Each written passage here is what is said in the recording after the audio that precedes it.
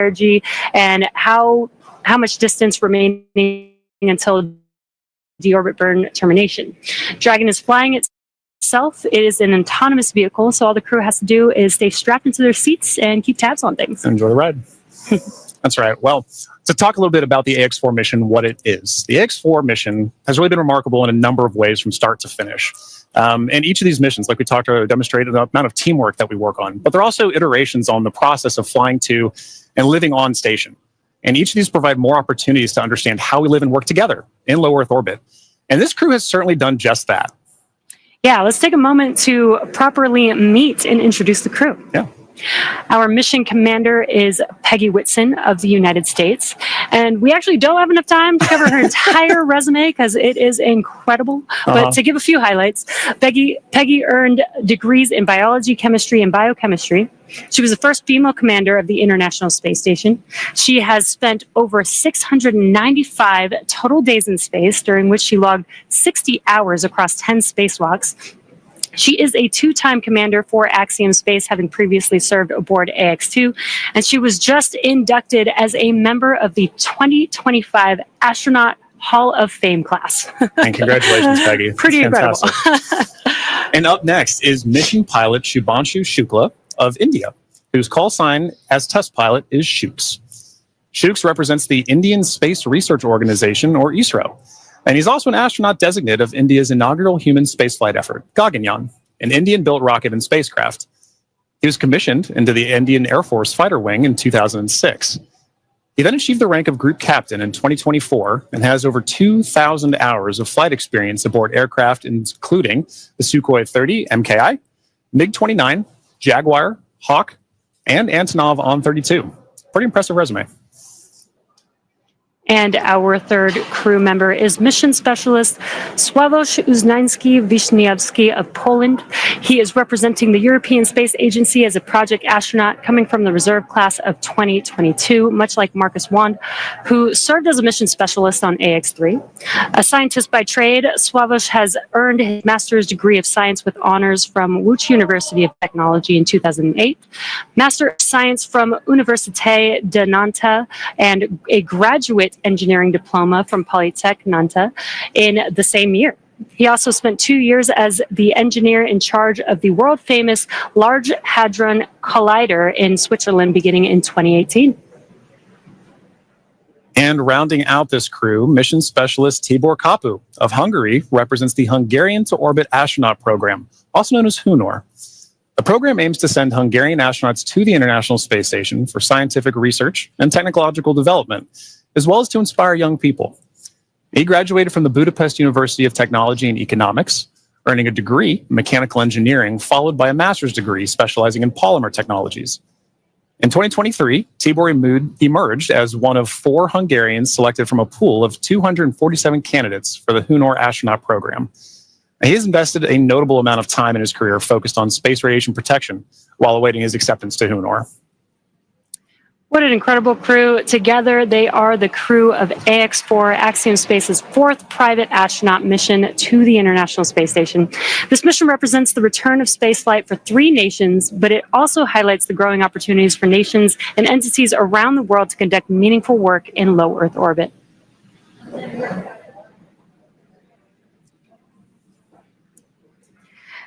And we are, again, if you're just now joining us, the deorbit burn has begun for the crew, and this deorbit burn lasts just under 18 minutes. So we still have about 10 more minutes to go in this burn, and we are patiently waiting for that burn to conclude. Exactly right. And at the end of that burn, like we mentioned earlier, if you're just now joining us, we'll move into claw separation and trunk jettison before we move into nose cone closure and then parachute deploy. So we've got a few dynamic operations that are coming back to back, coming up here shortly.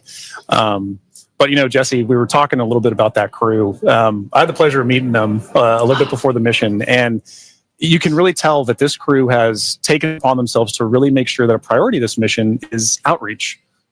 They really want to ensure that who they are representing, the people that they're representing, are getting an opportunity to come aboard with them and understand why they're up there, understand why they're going on missions like AX4, why AX4 is a mission that needs to exist to further everything. And I know that STEM outreach is something that you find pretty fascinating yourself, right? Yes, John, you already know that.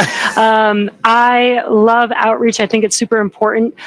There's so much technology emerging and growing and advancing, and I think it's super important for the young people to get interested in it while they're young, so they can further explore that interest when they do get older and when they can, go to school or go into a professional field. So I think it's great that this crew specifically did multiple outreach events during this over mission. 20, I think you said, right? Yeah. And it's one of those things too, where for a lot of times, this may be these kids' first times getting to understand like what goes on the International Space Station. What kind of things can we research in space? I know one thing that kind of resonated with me is, when I got to meet Suave, as he's known by some, especially the crew. His background in microelectronics, right? He's carrying that on his research here today to understand how does space radiation, which is a huge problem to solve, right? For long endurance, for long-term, long-duration spaceflight missions, how are we going to solve the problem of space radiation? And not just for humans, but for electronics. And so for this particular mission, and we'll cover a little bit of this later too, but they're flying some experiments to assess like how can we better protect these in orbit? So I think Suave, Tibor backgrounds really help kids understand how can I tie my research to the practicalities and understanding of how do we live and work in space. Yeah. And honestly, this is what all of this for. This is what Axiom 4 is for, and other missions have been for, is to do that research. I think a lot of people don't realize astronauts are scientists. They are. Doing a lot of experiments. Exactly. First and foremost, the reason we're up there is to understand how are we going to keep doing this? How can we keep doing this? So every mission that we work together, we learn from each other. Every mission that this crew goes on, from AX1 up through AX4 now, we all build on the last mission before it. We've been doing it for years. We're going to continue to be doing this as well. So it's really exciting to see them put that emphasis on not just the research, but also the outreach to get the next generation of people to do the next missions. Yeah, I love it. If you're just now joining us, again, there is a clock in the middle of your screen where you can follow along with the timeline of the mission all the way towards splashdown today. And also in the bottom right-hand corner of your screen, there's a little graphic showing Dragon and its thrusters firing. So while we are not showing some live views at this moment, you can kind of see which thrusters are firing. There's a lot going on. So Dragon is very active right now, but love this new graphic that we have. Really cool to be able to kind of see. You might not be able to always see it live. And when we do see it live, I love you can actually see the little bursts of thrust. But in case we don't have any live views, you guys can follow along with that graphic in the bottom right corner. And speaking of live views, excellent inside of Dragon with our commander and pilot there. That is at the front of your screen is Commander Peggy Whitson. And if you're looking right past Peggy Whitson as well, you can see our pilot Shubhanshu Shukla interacting with Dragon's controls there right now. But as you mentioned, Jesse, Dragon is a fully autonomous vehicle on this way home. So kind of tying back to one of the things you mentioned earlier, just being able to see the thrusters firing like that really highlights a good point. When we don't have direct camera feeds like what we just saw, we still get vehicle insight. We still get spacecraft insight. When we talked earlier about what the mission control centers are for, that allows us to get telemetry to that vehicle for ground crews to understand what is the vehicle doing, and allows us to share it with everybody here to get insight to the mission. Yeah. Very cool. And it is, I love these live views. But it's really hard to believe that it's been 5 years since Dragon radically changed how humanity gets to space. After the space shuttle program ended in 2011, NASA astronauts primarily used the Russian Soyuz spacecraft to travel to and from the International Space Station. From 2011 to 2020, the Soyuz was the only human-capable launch vehicle available. And in December of 2010, Dragon became the first commercially built and operated spacecraft to be recovered successfully from orbit. And that mission, known as COTS-1, was the first demonstration flight for NASA's Commercial Orbital Transportation Services, or COTS program. And the purpose of COTS was to develop and demonstrate commercial sources for cargo resupply of the International Space Station. Now, fun fact, the Dragon that flew on this historic mission is currently actually hanging behind John and I in front of SpaceX Mission Control Hawthorne. And just 10 years later, in May of 2020, Demo 2 launched astronauts from U.S. soil for the first time in nearly a decade. Demo 2 was Dragon's first human spaceflight mission. The spacecraft, named Endeavour, carried NASA astronauts Doug Hurley and Bob Behnken to the International Space Station in the first orbital human spaceflight launch from the United States since the final space shuttle mission in 2011, and the first ever operated by a commercial provider. And I remember that day very well. Yeah. One of the most exciting missions, probably my favorite mission of all time, really. Yeah, and another fun fact about Endeavour too, that was the first mission for AX-1. Oh, that was the Dragon they flew on AX-1. Exactly. And this is a really cool view. I mentioned the graphic in the bottom right-hand corner, but you could actually see a similar graphic for the crew on board on their displays there. Exactly right. I mean, for crew situational awareness, it's incredibly important. So even though you may not be commanding the vehicle yourself, even though it may be an autonomous flyer, having the insight to your vehicle systems is incredibly important for all crew members, let alone the pilot and the commander. So our commander, Peggy Whitson, and our pilot, Shubhanshu Shukla, are maintaining close situational awareness on the vehicle systems there, like we saw a minute ago, being able to watch thruster firings, understand where they are kind of on their mission home. Yeah, and they are sitting inside of Dragon. They're strapped into their seats, so they can't really see what's going on the outside, but they can hear the sound of the thrusters firing. It may sound a little bit different to them than here on Earth, but it also helps them, as they're monitoring, helps them understand what's happening, what those sounds mean. So again, that they have the full awareness of everything that's happening with the spacecraft. Exactly. Now, alongside the NASA missions, Dragon has also flown several private missions to orbit. In September of 2021, on the Inspiration-4 mission, Dragon became the first private spacecraft to take an all-civilian crew to orbit. And the following year, Dragon flew Axiom Mission-1, the first all-private astronaut mission to the International Space Station in collaboration with Axiom Space.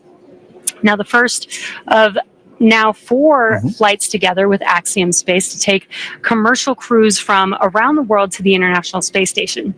In September of 2024, the Polaris Dawn mission delivered the first commercial spacewalk. And most recently in March, Dragon supported the From-2 and NASA Crew 10 missions. AX-4 is Dragon's second human spaceflight mission to splash down off the coast of California after From-2 returned Dragon recovery operations to the West Coast just this past April. And from that first crew mission in May of 2020 to Axiom 4 today, Dragon has supported 18 human spaceflight missions and flown 70 crew members representing 20 countries. Overall, Dragon has flown 53 missions, carrying over 300,000 pounds of cargo to space. In the history of human spaceflight, fewer than 700 people have ever been to orbit. At SpaceX, we want to help create a future where not just hundreds of people, but thousands and ultimately millions of people can travel off Earth to live and work in space and on other planets. Yeah, you know, Jesse, you mentioned basically all that lineage of the Dragon spacecraft, and it's sometimes easy to get lost in the numbers. But it really does highlight how we've built, the same as what we were talking earlier for building on missions, right? We built to get where we are, AX1 up through AX4 together, like you mentioned, but collaboratively. And each of us, it allows each of us to play a role in these missions supporting. And so I always really love the teamwork aspect of this commercial spaceflight endeavor. And I think what you just mentioned there really highlights that. Yeah, and just the exponential growth. It's only been 5 years since SpaceX has been a part of this in history, and it's really cool to see how much we've been able to do. Exactly. And we are about 30 seconds or so away from the expected ending of the deorbit burn, so we should be potentially hearing that call out, but if we don't hear the call out on the nets, we will confirm when that deorbit burn is complete. Exactly. And like we mentioned earlier, while we're waiting on those calls, we're still able to view some of the telemetry and insights of the vehicle that we have too. So once we kind of get some awareness that the vehicle is done doing its zero burn, we should shortly hear a call after that. But at that point, it's a good reminder that those calls, the telemetry, it serves as an operational synchronization point for all of us to kind of say, a major dynamic operations just happened. Now, how are we going to regain the situational awareness to say, okay, everybody's back on the same page, so we can continue executing all of the flight procedures that we have. So. Yeah, exactly. And we are awaiting the conclusion of the deorbit burn. And again, after that deorbit burn ends, we'll move into claw separation, trunk separation, or trunk jettison rather. And then we'll move into nose cone closure for the rest of the mission. Yeah, we are just in the beginning of the multiple dynamic events that we have left to bring the AX4 crew safely back home to planet Earth. Exactly.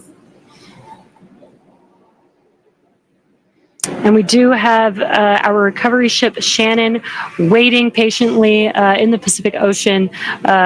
We do have a targeted splashdown zone, so the crew aboard the recovery vessel is there waiting, and once they splash down into the water, we'll send a couple fast boats, and then the recovery ship vessel Shannon will meet the crew, lift the Dragon spacecraft on board to the ship, Right.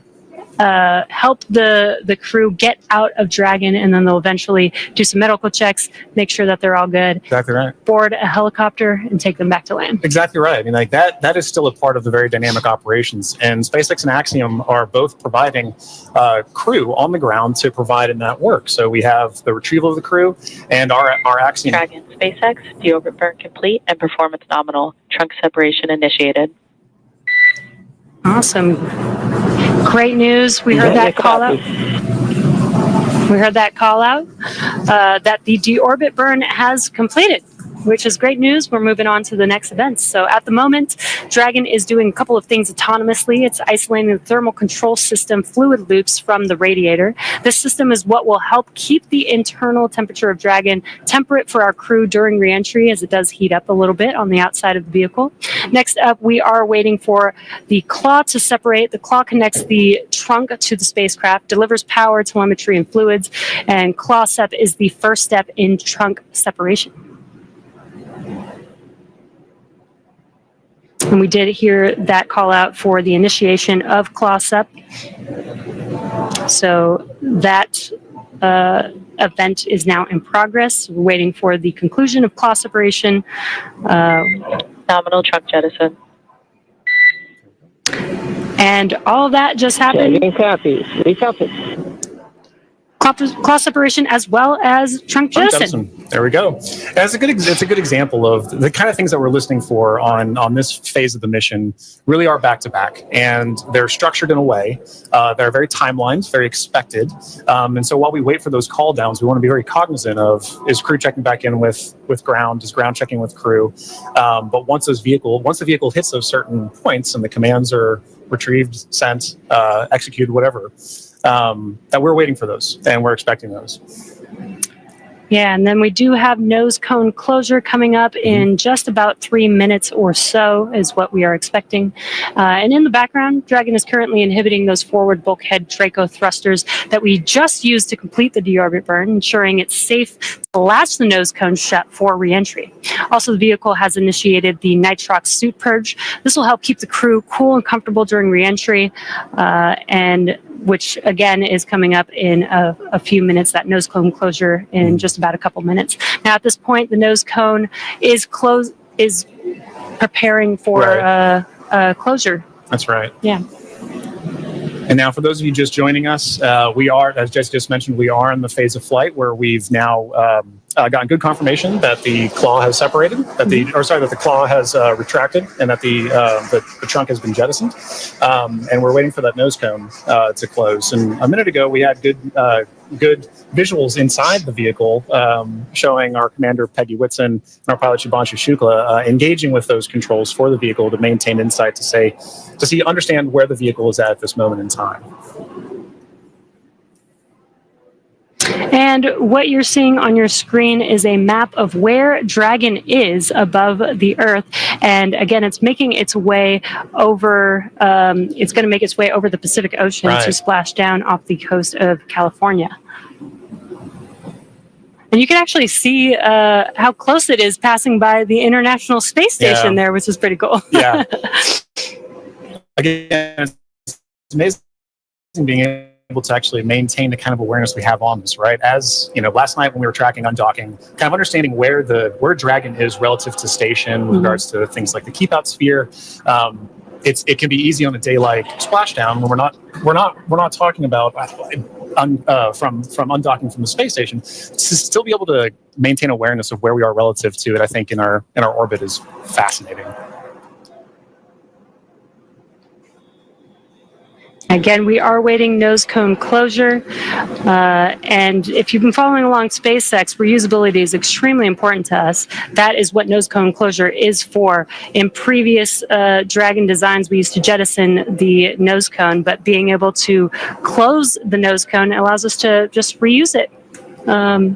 We actually don't necessarily need it on the re-entry, but it does protect the forward of the Dragon spacecraft during ascent, during launch, basically. That's right. Yeah, and being able to reuse that, I think, is an incredibly important aspect of what we're trying to do as we advance these missions, right? You take every mission and you learn from it, and you say, what can I do next with it? And so being able to now close your nose cone and keep the vehicle for next time is pretty important. Makes reusability and preparing for the next mission very easy. Exactly. But you're right. Now, once we're closing that nose cone, we have to make sure that there's no more Draco firings that are happening, because once those Draco firings are done, we can then safely close the nose cone and prepare it for re-entry.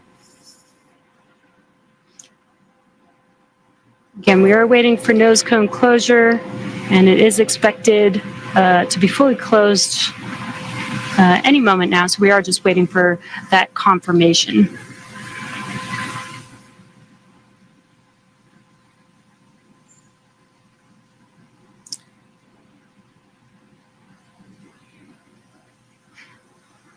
And if you're just now joining us, the crew has already completed a deorbit burn, which lasted about 18 minutes long. We had claw separation and jettison of the trunk, and nose cone closure is now in progress. Again, we're waiting for that nose cone to fully close, and then we'll begin to reorient the vehicle as it's lining up with its landing zone and prepare for re-entry through the Earth's atmosphere. That's right. And that landing zone for today is in the Pacific Ocean. In previous Axiom missions, we've gone to the Atlantic, but for this mission, we'll be splashing off the coast of Southern California. And at that point, once crew has landed has splashed down, rather. Sorry. We'll be dispatching crews out to the crew to retrieve them, pull them aboard Shannon, our SpaceX's retrieval vessel, and at that time, ground crews will also be assessing crew, making sure they're okay, and Axiom Space personnel will also be providing support to the crew as we pull them back on board. Yeah, and what you saw on that graphic is we do have a few different splashdown zones today. We are expected to splash down off the coast of San Diego today. And there you can see the trajectory that Dragon is going to be making as it makes its way to that splashdown zone. That's right. So if you're in Southern California, you should get some pretty good views. We won't have any here today. We're inside. But we will be following along closely, obviously. Once those parachutes deploy, we get good visual confirmations of crew. It's important to note that the ground crews will know exactly where Dragon is landing, or splashing down, rather. And at that point, we'll be able to go out and retrieve them. But prior to that, you should get a pretty good view of Dragon coming in. Yeah. I think it's a pretty cool view. I've seen the videos, haven't seen it in person just yet. Hopefully one day I'll get to see re-entry of a crew. But if you're in Southern California and you go outside in about 15 minutes or so, you might be able to see it. Right.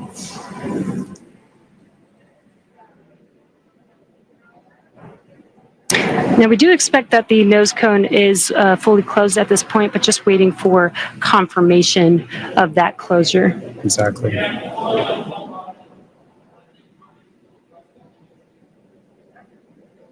Again, the nose cone helps protect the forward bulkhead thrusters and just the forward section of the Dragon spacecraft during ascent. And closing the nose cone, again, just helps with recovery.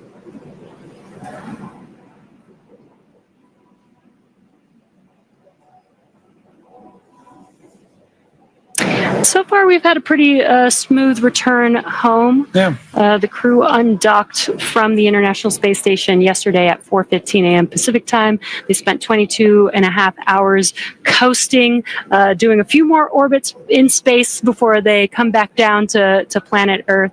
And we're just under 30 minutes from them splashing down. And again, we have this new clock on your screen, in the middle of your screen, where you see that countdown to splashdown, which I love, because now you can see there's about 26 minutes before we expect them to splash down in the Pacific Ocean off the coast of San Diego today. Yeah, I think having the countdown really helps bring home that they're almost here.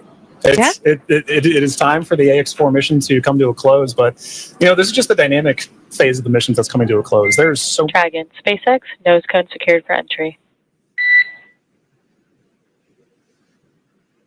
Dragon copy, nose cone secured. And great call out there. Yep. The nose cone is now fully closed, ready Excellent for reentry. confirmation. And what you're seeing on your screen is the crew operations and resources engineer. That's who was talking with the AX4 crew just now. right. Now, once it's time for our crew to splash down back on planet Earth, they'll be heading to one of several targeted sites supported by SpaceX. Until recently, Dragon recoveries primarily occurred off the coast of Florida. This year, SpaceX moved Dragon recovery operations off the coast of California to allow Dragon to complete its deorbit before safely jettisoning the trunk over the Pacific Ocean. AX4 will be SpaceX's second crew mission to splash down in one of the new locations. From 2 was the first in April earlier this year. The new splashdown locations are near Los Angeles, Oceanside, and San Diego, and spreading the supported sites across multiple locations helps to maximize the return opportunities for this mission and future crews, lowering the chance that we'll have to wave off due to bad weather. So our fully equipped recovery vessel Shannon is stationed in Long Beach, California, and is currently standing by to support splashdown today. That's right. And like you said earlier, we'll be expecting to have that splashdown right off the coast of San Diego, as you can see on your graphic there. So we take into account many different variables, including what landing sites have favorable weather. And SpaceX teams have selected the primary landing site, as we just mentioned, as San Diego. Now, there are a number of weather-related items that play into splashdown and recovery operations. Some of the more obvious factors that impact operations are rain, or chance of lightning in the recovery zone, both for the safety of the crew inside, obviously, but also for the recovery teams, as we've discussed, on the water. So we're looking for wind speeds that are less than 15 feet per second, or about 10 miles per hour, and relatively calm seas so that we can safely execute recovery operations. And these recovery operations include a lot, right? It's landing a helicopter on the recovery ship to fly our crew back to shore, but it's also pulling the Dragon spacecraft into Shannon, the recovery vehicle. Yeah. And as we've been mentioning, there are a number of variables and criteria that come into play, and they all help ensure safety of both the crew and the recovery teams. But weather conditions today are looking great in Southern California near San Diego. And for these operations, SpaceX closely coordinates with the United States Coast Guard to establish a safety zone to ensure public safety and for the safety of those involved in the recovery operations, as well as the crew on board the returning spacecraft. Now, multiple notices are issued to the mariners in advance and during recovery operations, and Coast Guard patrol boats are deployed to discourage boaters from entering the splashdown zones. And that's right. Like, we really want to stress to the public the need to respect this safety zone.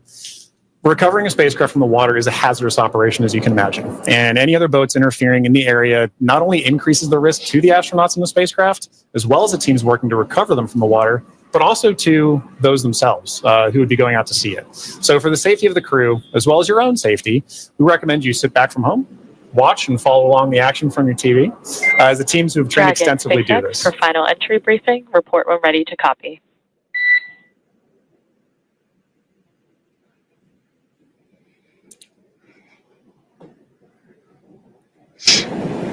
Dragon's ready to copy.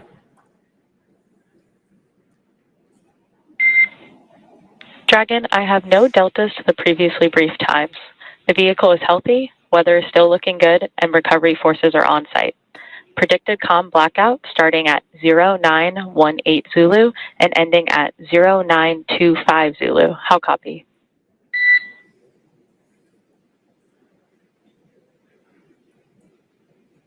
No deltas to the timeline. Everything's healthy and weather looks good. 0918 to 0925 for the COM blackout. That's a good readback, Dragon. And with that, I'll be looking for you to verify that tablets are secure, visors are down, and restraints are tightened no later than 150 kilometers. Dragon copy. Welcome.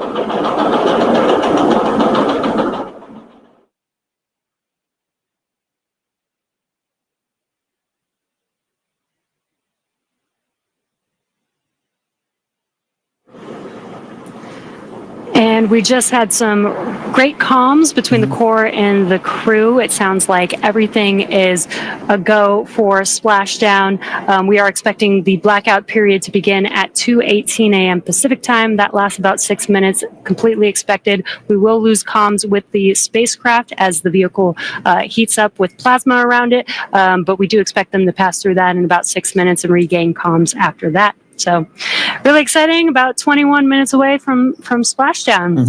And as you might imagine, astronaut training can be extensive, from training that is specific to each crew member's role to learning SpaceX protocols, space station systems, and preparing for the science and outreach activities that they'll be conducting in space.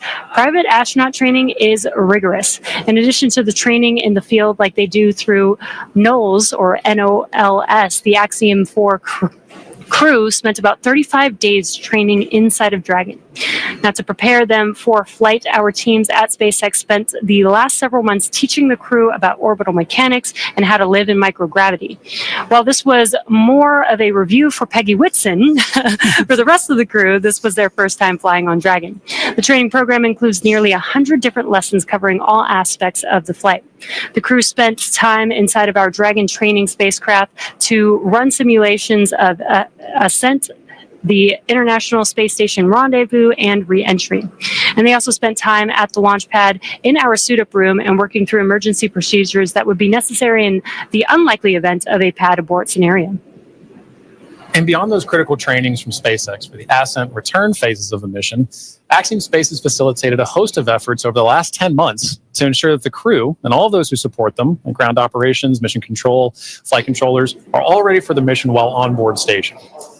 And kicking off efforts for that training at Axiom headquarters in August of 2024, the AX4 crew immediately began to familiarize themselves with the range of teams and systems that they would need to become proficient with in order to succeed. From selecting the food that they would eat and learning how to prepare it with the food warming and hydration racks on orbit, to understanding the tools and systems available to them throughout the International Space Station. Every small detail is critical to mission success. So in Building 9 at Johnson Space Center, the crews learned and rehearsed routine operations, medical procedures, emergency situations, and media exercises. All of this built up to full-scale simulations that were then run in coordination with ground teams at Johnson and around the world. And as the name of the International Space Station suggests, specific modules are owned and operated by different nations. The crew traveled to Germany to earn their certification of these systems in the European module known as Columbus. As an ESA project astronaut, Swabush had additional trainings at the European Astronaut Center. The crew then traveled to Japan to learn the systems of the Japanese experiment module, also known as Kibo. With hands-on training that culminated in a round of testing, the crew became certified to use the systems of Kibo for their flight. And beyond the specific requirements of each space station module, the crew also participated in a range of efforts that would bond them into a crew and ensure that they were physically and mentally prepared for any mission scenario. So this included a week of training with the National Outdoor Leadership School, or NOLS, where the crew faced a week of kayaking against heavy winds. It also included a day in an altitude chamber to experience how their body reacts to different oxygen levels, and even included an underwater helicopter escape training simulation. And SpaceX Dragon crew has tablets secured, restraints tightened, and visors down. SpaceX copies. Crew are configured for entry. 5 minutes until predicted comm blackout. We'll see you on the other side at 0925 Zulu. Copy 09250 on the other side of the blackout. Okay, and good comms there from crew that they are ready and configured for their return time. And, you know, an aspect of that is to wrap up our discussion about training. That's a major training point for crew, understanding how their return phase is going to look so that they know, let's go ahead and call ground and let them know that we're ready for maintaining it. So training really is at the heart of any successful mission. You plan, you train, you fly in that order. Yeah, exactly. Training prepares every astronaut, even those very experienced like Peggy Whitson, and she also did retraining with the AX4 crew. It's important for the crew to train together. But this prepares them for any phase, any potential scenario in their mission. Exactly right. You know, and missions like this are important milestones for everyone involved, from the crew members who fly to those that they represent, to the host of scientists and engineers around the world who have an opportunity for their research or their technology to be tested in microgravity. Everyone learns from these missions. And for Axiom Space, this is at the heart of why we do these missions. We're building opportunities for others to advance what is possible and expand what is known. And we want to enable every human everywhere to take part in this. Now, after a beautiful launch on June 25th, the AX-4 crew docked with the International Space Station a little over a day later, opening the hatch and greeting the Expedition 73 crew on June 26th. The crew shared some good words and a welcoming ceremony, and an astronaut pinning that we don't have there, but did happen, before quickly getting to work on their extensive itinerary. Now, each crew member brought with them a host of research, technology demonstrations, and outreach objectives, ranging from human physiology to space radiation impact studies, and even some gardening while they were up there. So this crew maintained a very full timeline, but they prepared for this, part of their training. Each crew member wanted to ensure that every minute of this mission was utilized and that all of their objectives were hit. So Peggy, Shooks, Suave, and Tibor were ready to work with their time on board. Over the course of 18 days on board the station, they accomplished over 60 research activities, as well as more than 20 outreach events. But as their time on station came to a close, the AX-4 crew participated in a brief farewell ceremony where they said their goodbyes to the Expedition 73 crew. And now for more details on the incredible work performed by this crew on orbit, check out axiomspace.com to see more. Yeah, I love that this crew did so much outreach. 20 events in 18 days is pretty remarkable. Yeah, it's so very impressed. Plus the 60 experiments on top of that. So I mean, and as we discussed earlier, it was a huge priority for them to be able to conduct those outreach events for the people of their countries who may not have had a chance to talk to an astronaut to understand why are we going to space. Now they have a better understanding of that, and like you mentioned earlier, it's get them started young. Let them understand the passion of it. I know that my nieces, my nephew, right? They're excited about space. Yeah. They want to be involved in space too. So I can only imagine getting a call from Tibor, getting a call from Suave, and understanding what are we doing up there. Oh, that would be so awesome. Yeah. Now we are expecting that blackout period coming up here in just about a couple of minutes. Now this blackout period, this is when the Dragon spacecraft re-enters back into the Earth's atmosphere. What's going to happen is there's going to be a lot of plasma buildup as it's getting more through the atmosphere. And that plasma is getting to about 3,500 degrees Fahrenheit, building up around the spacecraft. So we will be losing comms. This is expected.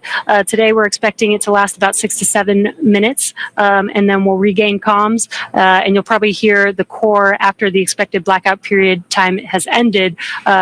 Make some comms, some calls to the crew until they regain the comms and get confirmation from the crew that they can communicate with each other. That's exactly right. You bring up a good point. An expected loss of comm, or sometimes you'll hear loss of signal or LOS.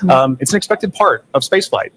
It is planned for. They are predictable, and mission operators or flight controllers work through that to understand when are we going to be able to have and maintain communications with the vehicle, communications with crew, and that can happen at any time during the spaceflight. So for this 5 minutes, right, based on the physics you discussed of the vehicle heating up, it's going to happen, and ground crews can predict for that and work around it. But it's a good reminder that we're waiting for those verbal cues, not just visual cues that we'll get. So we've been able to see some visual cues today of crew in their suits, but also be looking for visual cues later, right? Good parachute deploy. We're also listening though for good verbal cues. So we heard a minute ago, Commander Peggy Whitson was calling down saying that crew is in a good configuration for us to go into this period of no comms. Yeah, and we do expect that blackout period has probably begun at this point. And speaking of visual cues, I've had the opportunity to talk to some of the astronauts that have flown on our Dragon spacecraft, and they've said it's kind of one of the most spectacular sights they've seen. Really? With different, they said it looks like sparks outside of the window, but with multiple different colors, multiple different looks of what that plasma heating up around the vehicle looks like. So they should be experiencing that right now. The AX-4 crew still inside of the Dragon spacecraft. Again, this blackout period will last approximately 6 to 7 minutes.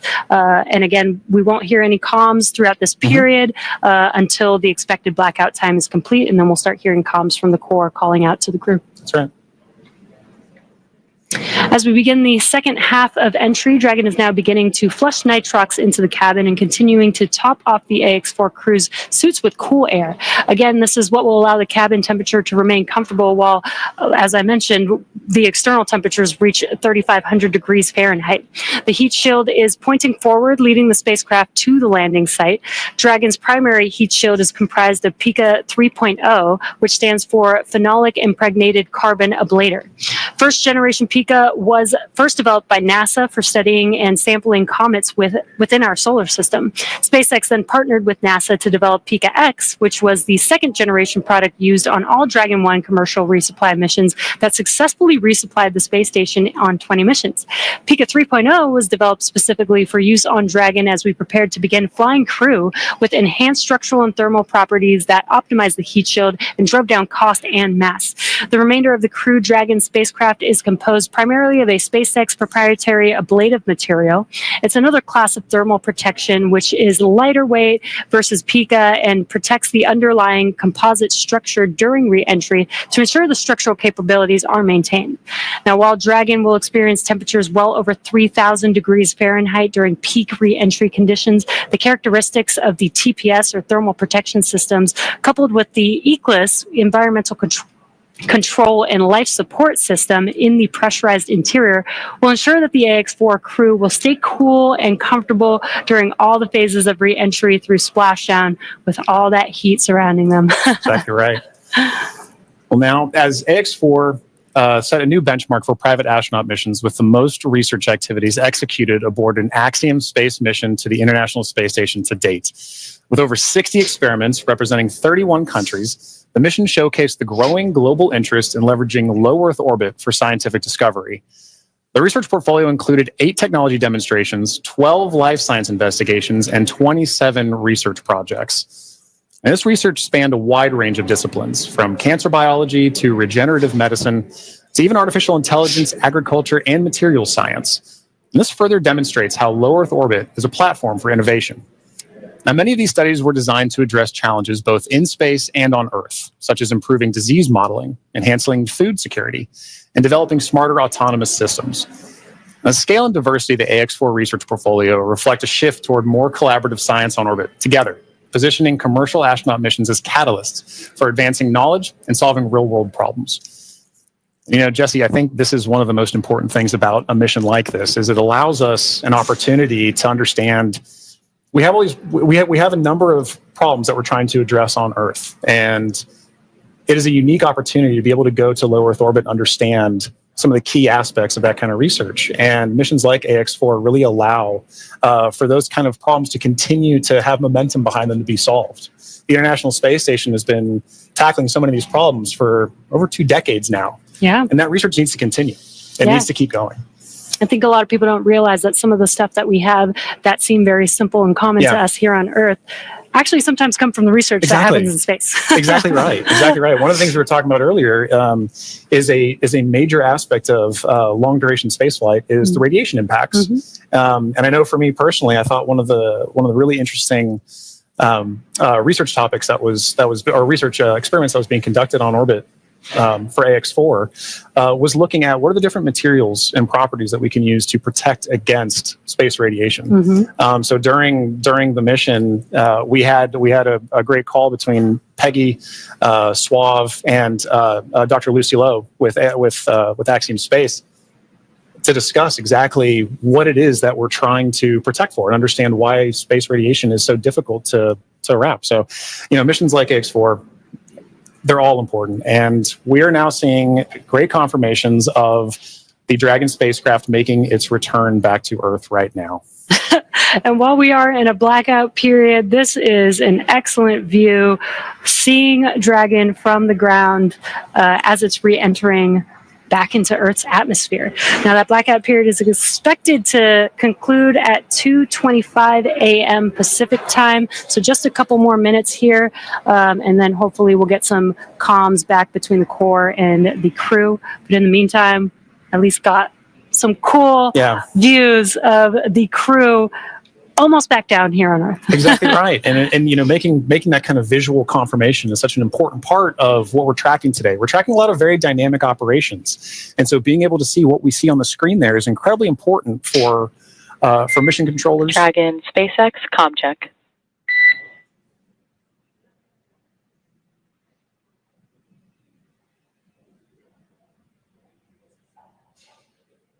Again, we may not hear the crew until they do get those comms back, that acquisition of signal. Dragon, SpaceX, comm check.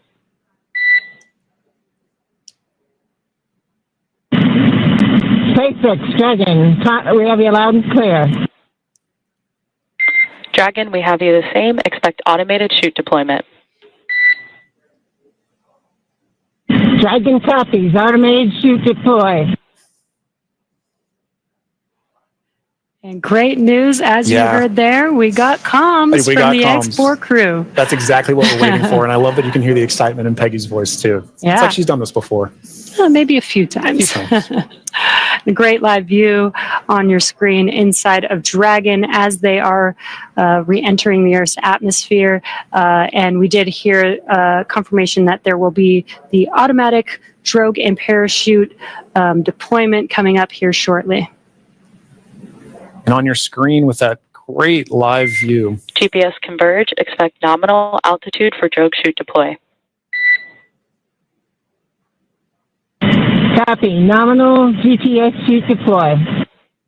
We're going to hear a lot of comms back and forth throughout these last 5 minutes here as the Corps will be calling out their altitude as they're making their way down, as well as when the drogue parachutes deploy and the main parachutes deploy. And then as they get closer and closer to Earth, just keeping the crew updated with how close they are before splashdown so that they can expect that splashdown. Exactly right. Exactly right. Those are the things that crew that you're seeing there on the left side of your screen are following along with their onboard telemetry. And for you at home as well, you can see on your screens as well, things like vehicle speed, vehicle altitude. All those are really important metrics that we're trying to understand as part of the visual confirmations, the audio communications or the verbal communications that we've gotten with crew. We're also getting vehicle communications and telemetry to all understand how we're looking as we lead up to these next 4 minutes before. And there you can see on your screen, the seats are rotating for the crew. This prepares them for that splashdown. So they do brace for drogue window. They do reorient the crew depending on the dynamic events that are happening. So the crew does lean back during re-entry. Crew is braced. And then they are sitting up a little bit more upright for those drogue and main parachutes to deploy. That's right. Having them in that position helps distribute the forces correctly so that when they're experiencing that dynamic event, they're as comfortable as they can possibly be. Yeah. We're now waiting for confirmation that the Dragon's chutes have deployed, coming up here just in under a minute or so. Just prior to the deployment of the initial drogue chutes, Dragon automatically safes the propulsion system. Dragon then deploys its drogue parachutes to stabilize and decelerate the vehicle.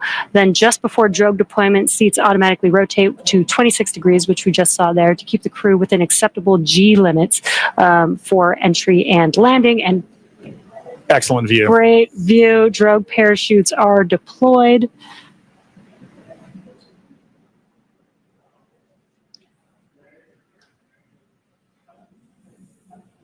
View looking forward. Drogue descent rate nominal. Descent rate nominal, copy. Again, we're going to hear a lot of comms throughout this next 3 minutes here. This is looking forward on the Dragon spacecraft up at the chutes. Those drogue parachutes are fully deployed now, so we do expect those main parachutes to deploy here shortly.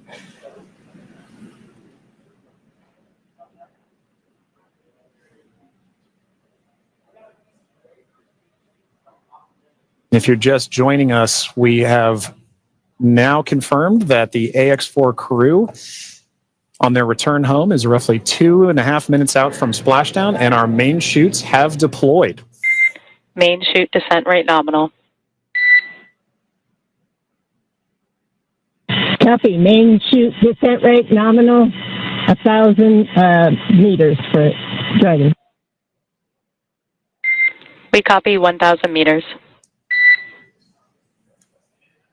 Great visual confirmation as well as those comms that the 4 main parachutes have deployed.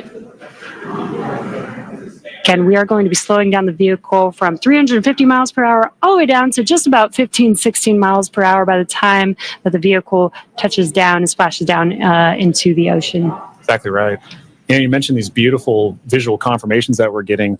An important aspect of today's specific splashdown is that it's occurring at night. That's Dragon 800. Copy 800 meters.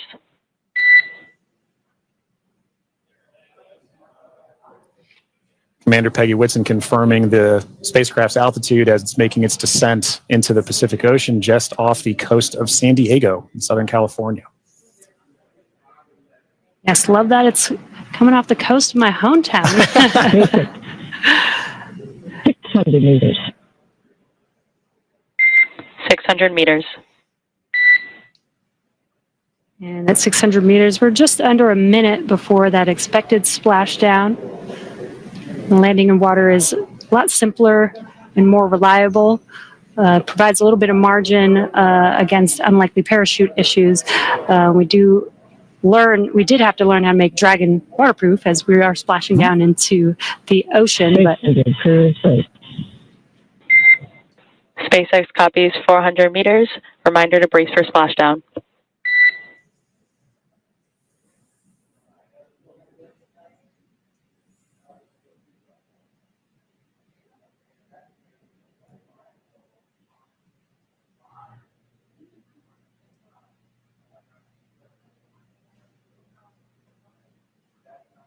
Oh, that's a pretty cool view. Yeah.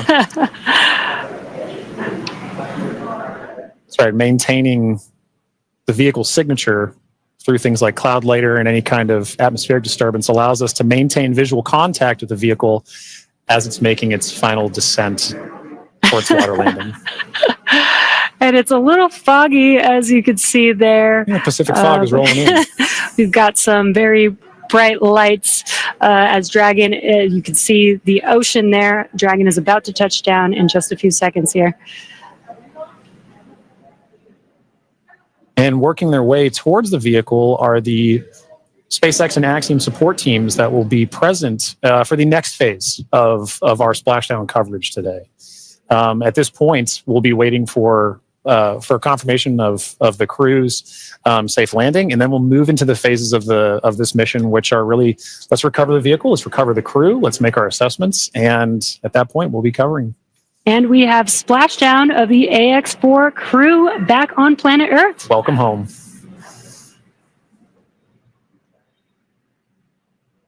SpaceX Dragon splashdown. We are in Stable 1. SpaceX copies splashdown in Stable 1. On behalf of SpaceX, welcome home.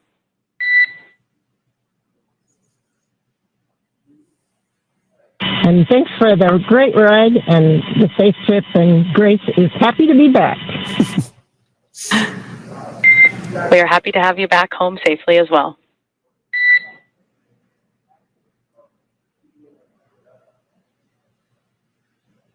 Some words between the Corps and our commander, Peggy Whitson, as the AX-4 crew has made it back home, splashed down at Dragon. SpaceX, for your awareness, SISTI system verifications are in progress. I will report back when recovery personnel are en route.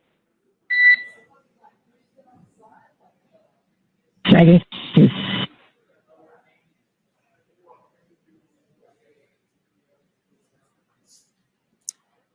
Yeah, so now you can see a couple fast boats are going to be approaching the Dragon spacecraft.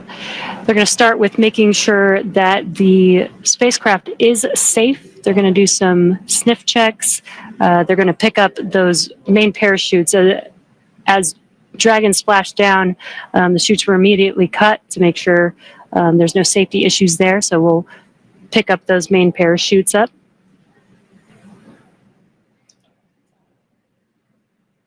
And once the crew deems that the spacecraft is safe, then our recovery vessel, Shannon, can begin to approach and begin the recovery process. So we are now eagerly waiting on recovery of our Dragon spacecraft with the AX-4 crew. Dragon has already autonomously completed several steps to save itself following splashdown. So for those of you just joining us, the return of AX-4 has gone smoothly so far, and we just got great confirmation the crew has splashed down. So Dragon successfully re-entered the Earth's atmosphere, followed by deployment of its parachutes to slow the spacecraft down to a gentle 15 miles per hour. And at that point, they successfully splashed down in the Pacific Ocean at 2:31 a.m. Pacific time, off the coast of Southern California. So at this point, like you mentioned, Jesse, we are just waiting for Dragon's recovery from Shannon. Yeah, upon detection of landing, Dragon automatically releases the main parachutes to prevent wind from pulling the spacecraft. Dragon then automatically saves any pyrotechnics still present on the vehicle and may automatically perform additional minor system reconfigurations. The astronauts remain seated and in their suits at this point, but the onboard air conditioning keeps temperatures in check inside the spacecraft, and the communication systems on board remain powered so the crew can continue to communicate. And as we're watching, SpaceX has 2 fast boats in their recovery fleet, which move very quickly to get to the splashdown point. And those are being followed by Shannon, the main recovery vessel, which will move into position upwind of the spacecraft. The 2 fast boats have very specific roles here in these operations. The first fast boat makes initial contact and is focused on immediate safety inspection of the vehicle, checking for vehicle integrity and any presence of hypergolic propellant vapors. This ensures that it's safe for Shannon to approach the Dragon spacecraft. Now, once Dragon is cleared for full approach, the team begins rigging the spacecraft for water recovery by the recovery ship. The second fast boat is responsible for parachute recovery and also serves a redundant boat to the first. So we'll see a team member. We'll also see a team member on a jet ski helping to gather up the now detached parachutes that you mentioned came off, Jesse. Yeah, and it'll take a little over 10 minutes for the recovery crew to complete their safety checks. Then once they're complete, the team will begin preparing Dragon to be lifted into the recovery vessel. As part of the preparation for this lift, one member of the recovery team will climb on top of the spacecraft so that they can attach Dragon's hoist rings and connect the lifting lines. Now, it will take us less than an hour to raise Dragon to the recovery boat and remove the crew from the spacecraft. And then after medical checkouts, the crew will return to shore by helicopter and then be flown back to Houston. That's right. And each of these next steps are entirely dependent on the status of the crew. Axiom Space's Dragon SpaceX, we have pulled go for recovery personnel approach. Expect fast boats alongside in 1 minute. Dragon copies. We'll be waiting. And with that call from Core to Commander Peggy Whitson, you can see now the fast boat making the 2 fast boats making an approach to the Dragon that you see in the middle of your screen with that flashing green beacon.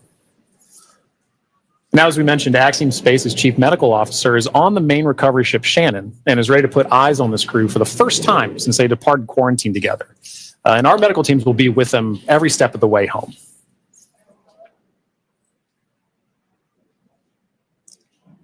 And it is nighttime, so we do have this infrared camera to help us see a little bit more clearly. That's the Dragon spacecraft in the middle of your screen there.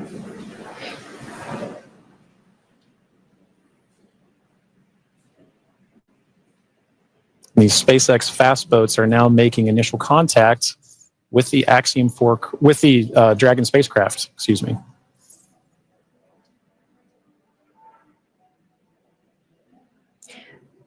You can also see the red and green lights on Dragon, just similar to starboard and port on a ship. We have that for nights like this where it's a little bit harder to see the orientation of the vehicle, so those red and green lights help us understand which side of the vehicle and orientation that we are approaching.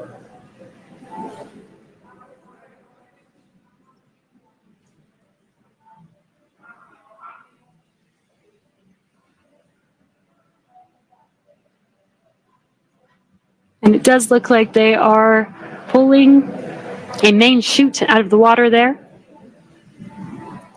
Again, those detach immediately as soon as the spacecraft splashes down.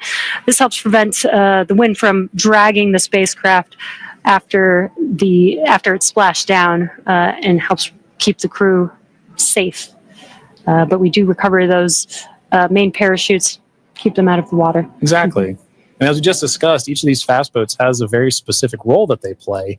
That is all part of, again, the operations the ground operations that support the retrieval and recovery of the spacecraft, as well as the X4 crew. So all of these are part of the ground training that's required in order to pull off those operations safely and successfully. So even though we're having, splashdown at night, right, we're able to ensure that we're executing smoothly, but executing successfully.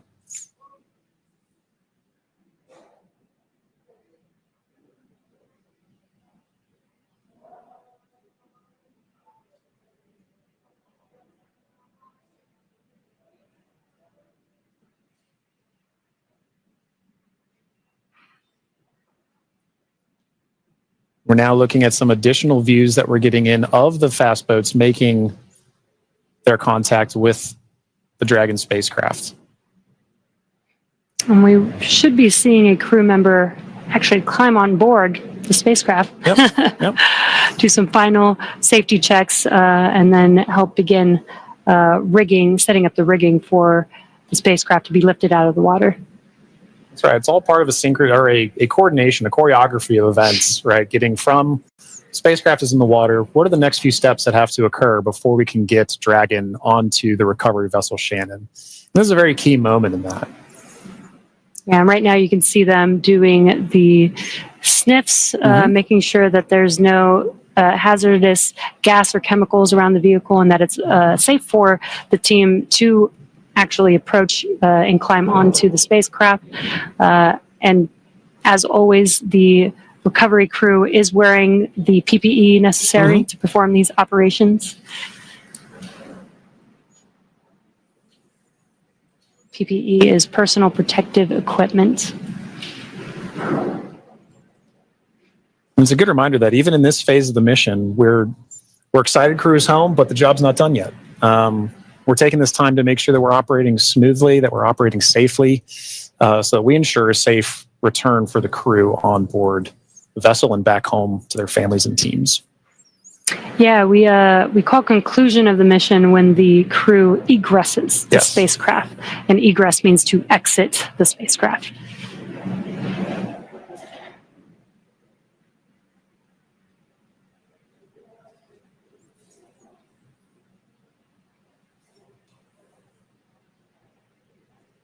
Got some calm waters there, which is great. Yes, exactly what we're Southern looking California, Southern Pacific Ocean, as we splash down off the coast of San Diego today.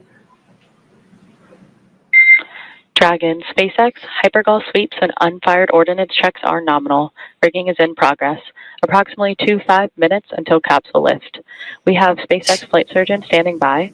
Please confirm crew are ready for post-splashdown PMC.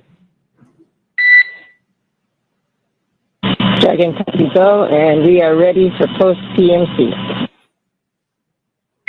Copy that, Dragon. The next call you hear will be from flight surgeon on Dragon to ground privatized.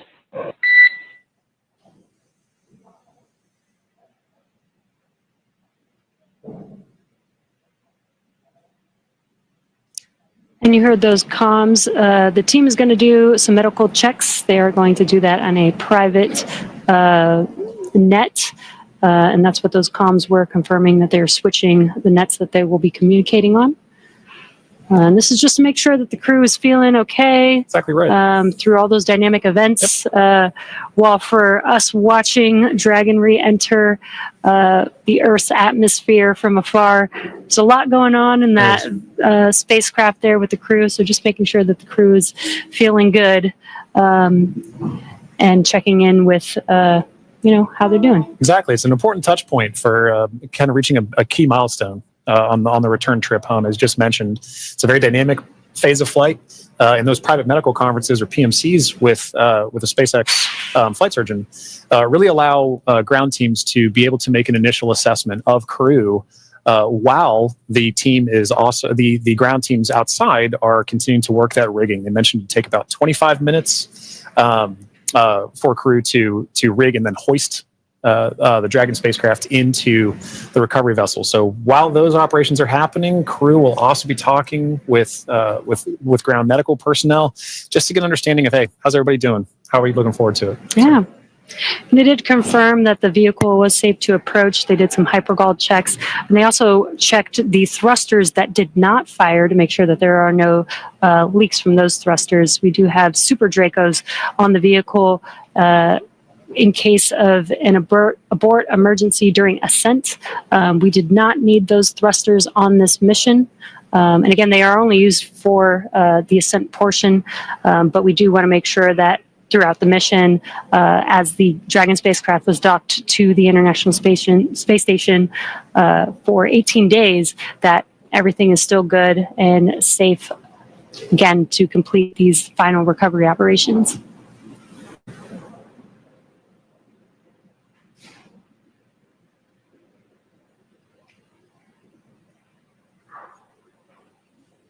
And again, it's a little dark because it's early, very early morning, but you can see the little window on Dragon and the light. Little light inside there as the crew is patiently waiting recovery operations.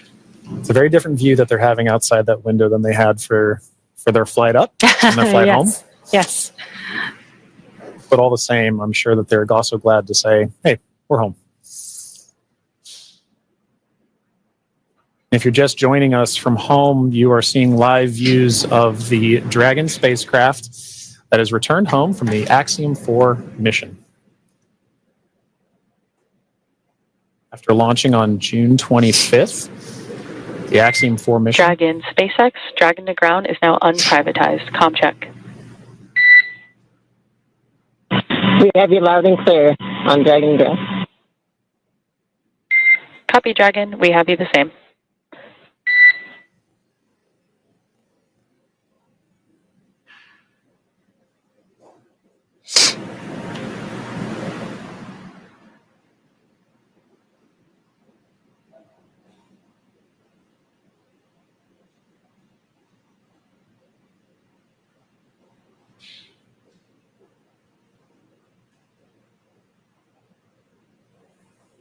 You can now see on the screen SpaceX support personnel beginning the rigging procedures to ensure that the Dragon spacecraft is rigged. SpaceX, be advised, we're going to step into transitioning the forward link. Com will be unavailable for approximately 5 minutes. Rigging continues nominally. Dragon copies, 5 minutes. LOS.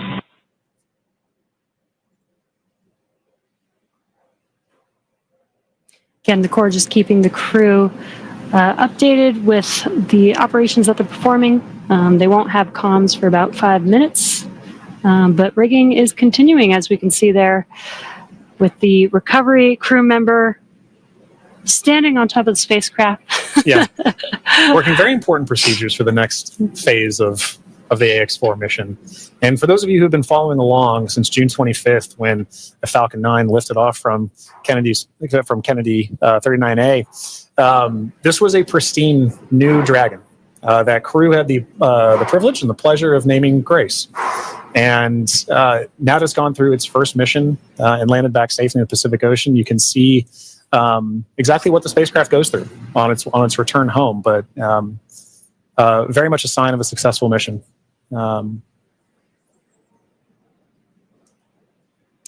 Yeah, I love the tradition that the first crew that flies in the spacecraft get to name the spacecraft. And Peggy Whitson had some great words on why they named the spacecraft Grace, which I think is amazing. And we've got a great fleet of Dragon spacecraft. And speaking of Commander Peggy Whitson, she's actually our third frequent flyer. Yeah. Our first frequent flyer was Michael Lopez Alegria from Axiom Space. Yeah. Second being Jared Isaacman when he flew on the Polaris Dawn mission. And now Peggy Whitson flying for a second time on a Dragon spacecraft. At SpaceX, we're trying to make these vehicles reusable, just like aircraft when you fly and fly over again multiple times a day. And we're getting closer and closer to that with the same crew members flying again. Exactly. Which is awesome. And it's important to note, right, that kind of mission-to-mission lineage, right, allows crew members like Peggy Whitson, like Michael Lopez Alegria, to better help inform the next crews that are coming with them, right? The more familiarity that you get with the vehicle, the better equipped you are on your mission. And I could not imagine a more fitting astronaut to be able to give a name to a new vehicle. I love the messaging behind why they chose to name it Grace. And to your point, Jesse, about the frequent flyers, I loved that during launch we could see I don't know if it's a new tradition potentially, but we got to see some boarding passes that SpaceX provided to the AX4 crew, and because of her frequent flyer status, Peggy Whitson got a gold boarding pass, and I.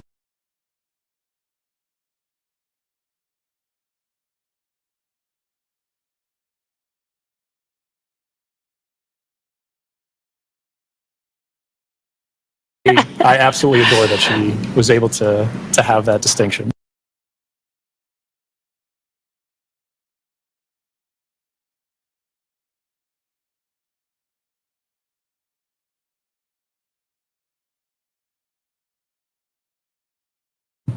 Yes, just add it to her resume.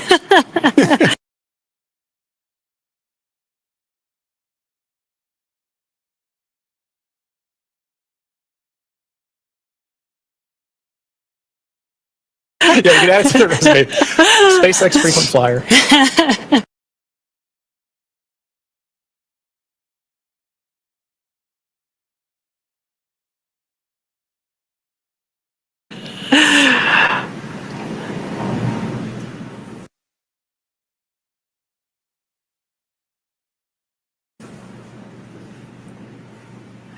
Yeah, I love the boarding passes. Again, always trying to make it as common as aircraft, planes that we fly on every single day. Exactly. And we're still just in the beginning, but I feel like we've made a lot of progress in the last 5 years, and we still have a lot of new things, new missions, and improvements that we want to make to, future spacecraft and launch vehicles. So I'm excited for the future. I really do believe that we could get to aircraft, plane, regular flight, multiple flights a day within our future. I think we can. And human spaceflight is a team sport, and it is something that you are always learning from. No matter how commonplace any of these missions get, right? There is always the amount of training that you put into it to execute that plan, train, fly mentality, and being able to perform these missions, being able to say that Peggy has flown on multiple Dragon spacecraft at this point, kind of highlight that every time she's going to still go through the same training that she did for the last mission, that all these crew members, that all of the ground support personnel are going to be ready to support missions like these from even well before crew is on the launch pad, all the way through splashdown, pulling them onto the recovery vessel here for the Dragon spacecraft. And you can see on your screen both the fast boat and the recovery vessel Shannon making approach to Grace, our Dragon spacecraft.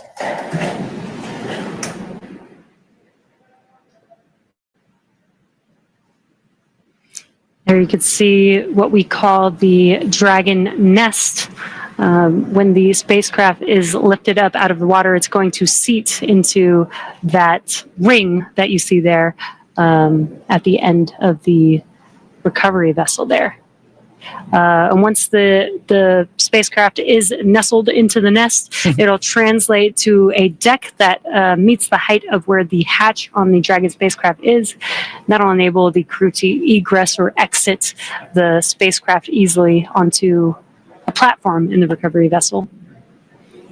And talking about the crew, Jesse, we've mentioned this idea of this kind of understanding the aspects of spaceflight, as mentioned earlier, being able to do STEM engagement on the mission, but also being able to spend time and honestly, your crew commander being somebody like Peggy Whitson, for Shooks and Suave and Tibor to be able to take that knowledge back to their respective space agencies and to their countries is a huge step forward for what you just mentioned earlier about making sure that that human spaceflight as a team sport continues for everybody to understand what's going on, because now Shooks and Suave and Tibor have a very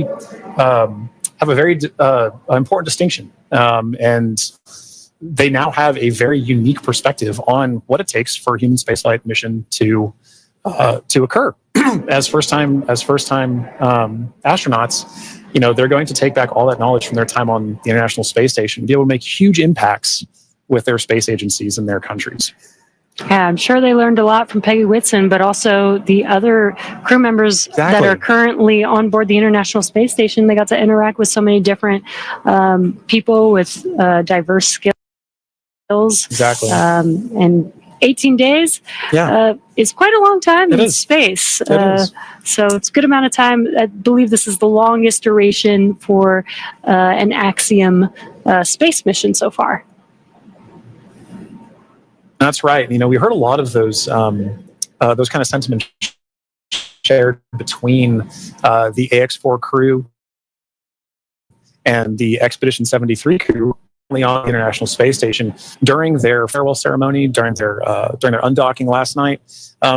It underscored the aspect of once you're up there, once that hatch is open, it's all one team. Mm-hmm. It is, like we keep saying, it's a team sport, but once they were in there integrating with the Expedition 73 crew, that AX4 crew was learning so much more.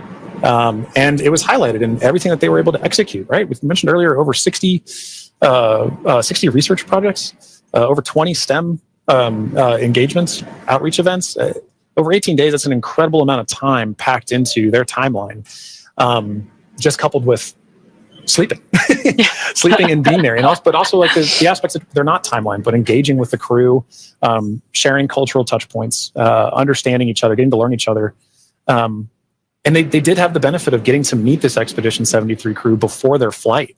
So by the time they were opening that hatch, they kind of knew each other. And I think it's an incredible aspect of this mission for sure. It's so awesome. Yeah. I wonder what their comms were. I'll meet you in space. Exactly right. I wish I had the ability to say that. That'd be so cool. One day when we're all able to fly in space. All right, sounds good. I'll see you in space then. See you in space, John.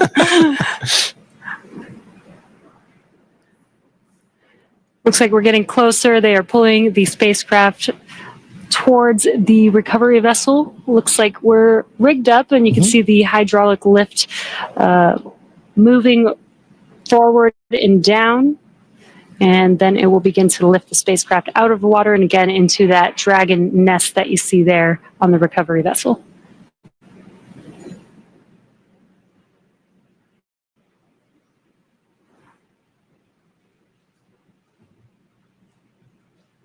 I think one of my favorite parts is the recovery crew that's on the spacecraft gets to jump into the ocean when they're done. Yeah.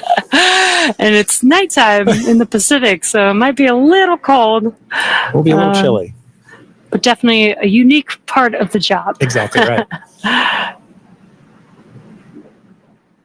And you can see all the support crew. There was just a fast boat on the screen that made its way off screen there, but you can see the number of support crews kind of going into supporting an operation like this.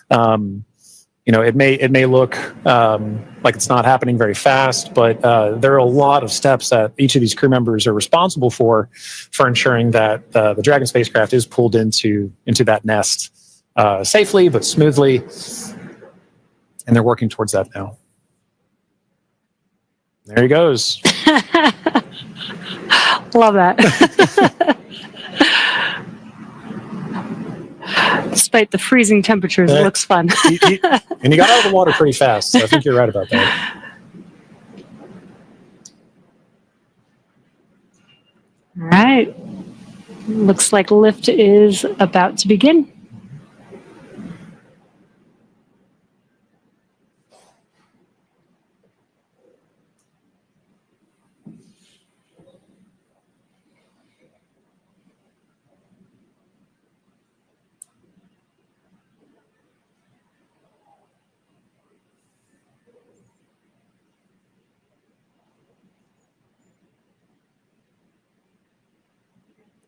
Those of you just tuning in, the AX4 crew splashed down off the coast of Southern California a little under 30 minutes ago. And we are now in the Dragon SpaceX. Rigging is complete. Stand by for capsule lift. Dragon copies. Dragon SpaceX. Capsule lift in progress. Brace. All right, good verbal confirmations there and visual confirmations that we're getting a successful lift. Dragon copies. And again, those comms, crew can't see what's happening outside of the spacecraft, so letting the crew know what's happening so they understand, you know, the vehicle moving, what those different feelings are with the spacecraft moving around. Trying to give crew some level of situational awareness of where they are and where they're going next. So Dragon will remain in the nest during the crew extraction and for the journey back into port.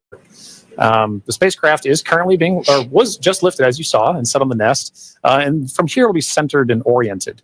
And then from there, Dragon will be translated into the hangar underneath the helipad aboard the ship so that we can then open the hatch. And once open, a SpaceX medical doctor will be the first one in to check on the crew to see if they are ready to egress out of the vehicle. And as we noted earlier, Axiom medical teams are also on the recovery vessel working in tandem with SpaceX staff to assess and assist the crew. The astronauts will egress, or what we call exit, from Dragon's side hatch, pending spacecraft orientation in the water. Before opening the hatch, the spacecraft's cabin pressure must be equalized with the outside environment. Now, once the hatch is opened, that will be the Axiom 4 crew's first breath of fresh air since boarding Falcon 9 at the start of their mission on June 25th. That will be an exciting moment for the crew, I know. But for the crew and also for the ground crews, getting that first confirmation of your crew exiting the spacecraft, getting good medical checks, and then coming out and giving a thumbs up is something everybody wants to be able to see, and we'll be able to see it soon. Yeah. And it looks like the spacecraft is nestled into the nest. Dragon SpaceX, welcome aboard the recovery ship. Apology for the delayed call earlier. We're still working to transition the forward link. Recovery personnel are completing their final checks, and I will let you know when we are ready for translation across the deck to the egress platform.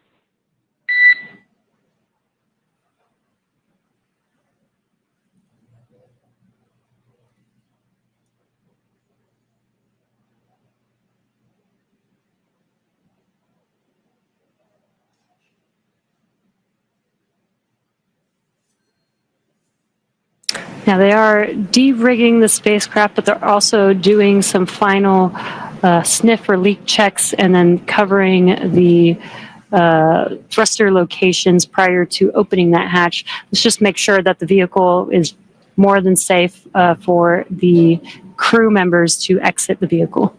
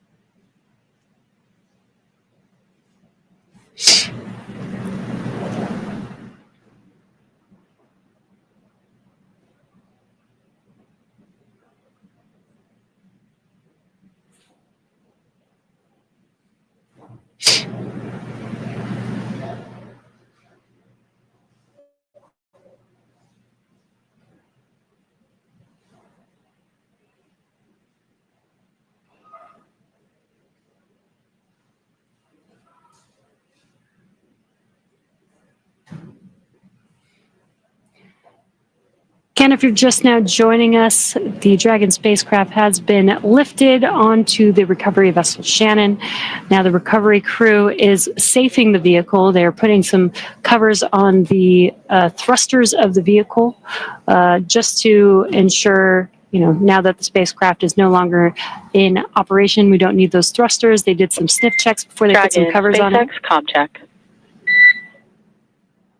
We have you loud and clear in Dragon. Copy that, Dragon. We have you the same. Welcome aboard the recovery ship. We are working to troubleshoot the forward link transition. Stand by for translation across the deck. I'll let you know when we're ready for that. Okay, copy.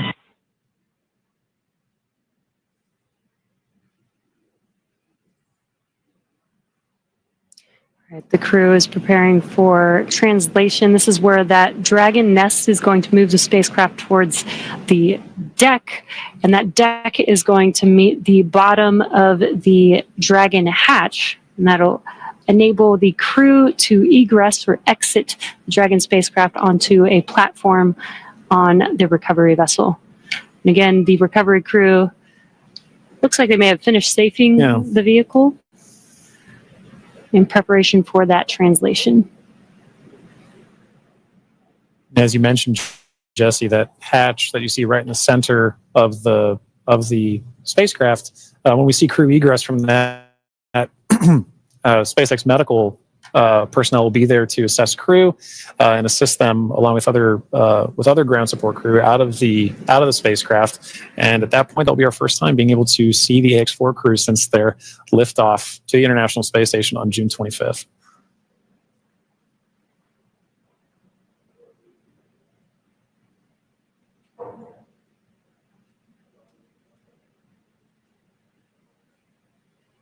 On a side note, I do love seeing crew go into and come out of the hatch, whether it's the side hatch or whether it is the docking port. I love seeing the smiles on their faces. Yeah, it's going to be exciting for them once we open this Dragon side hatch. Again, it'll be the first breath of fresh air in about 20 days for them since they boarded the Falcon 9 on launch day. And it's an interesting distinction. You launch in the Atlantic and you splash down the Pacific. It's very different breaths of air that you're getting. And traveled all over space for thousands of miles. 288 orbits, something like 7.6 million miles, all just to come down across the country. Millions of miles, I should say.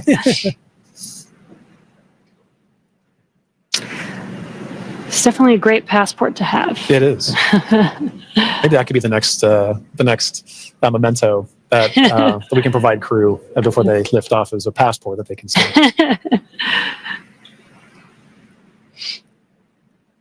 I think the locations would be orbits. That'd be really cool. Outside of Earth. Yeah. Earth orbits, low Earth orbit.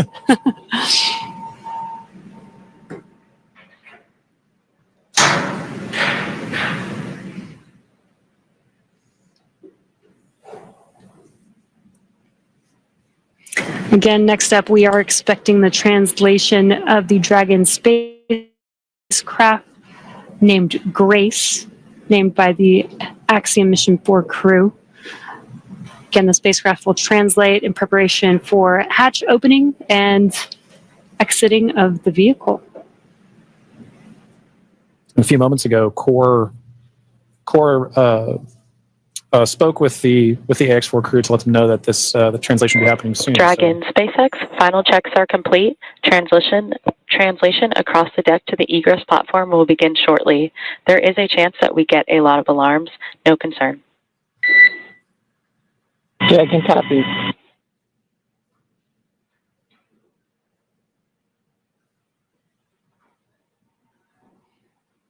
And we have movement. Translation is beginning.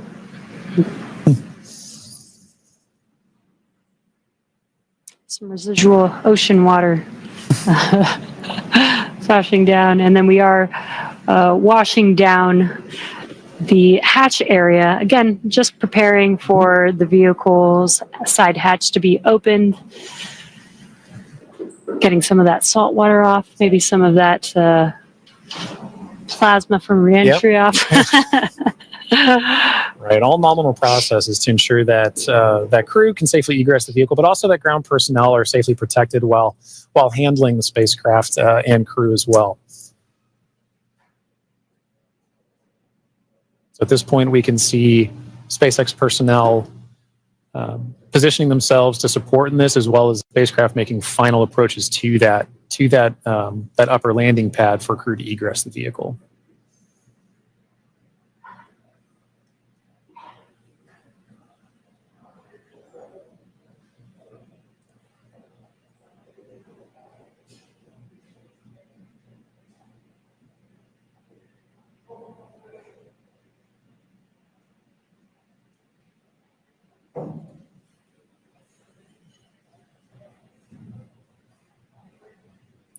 And after that freshwater washdown of the hatch area, we're seeing some final wipe downs as well.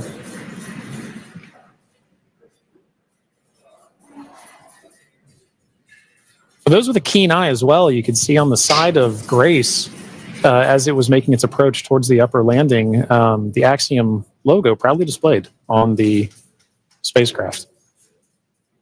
We had some great shots during the docking footage of SpaceX, Axiom, making a beautiful image of the vehicle docked to the International Space Station. It's a little worn. A little toasty. A little toasty. A little toasty. All part of nominal ops, though. 3,500 degrees Fahrenheit will do that.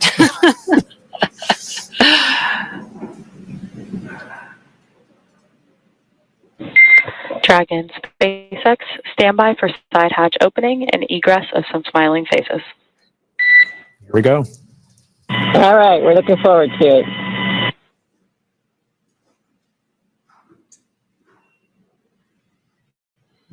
They are just about to open that side hatch. And again, first person that'll greet the crew will be the medical officer.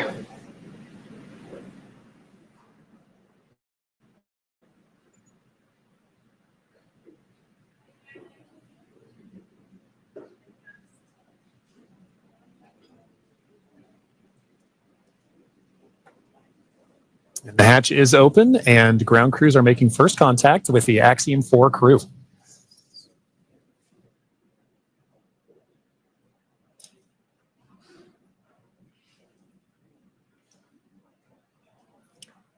And you see that square looking tool, that's just a protector for the hatch seal for while the crew egresses. This is a reusable vehicle, so we are protecting both the crew as well as the spacecraft, making sure there's no damage that happens and that the crew doesn't bump their head on anything on the spacecraft.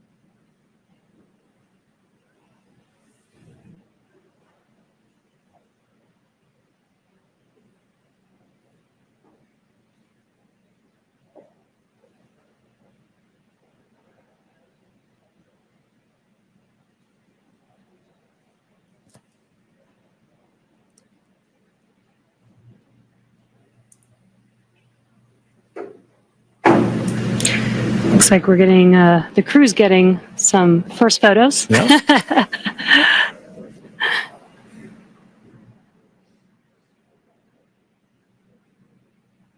That's a good sign that they had good initial comms with medical personnel.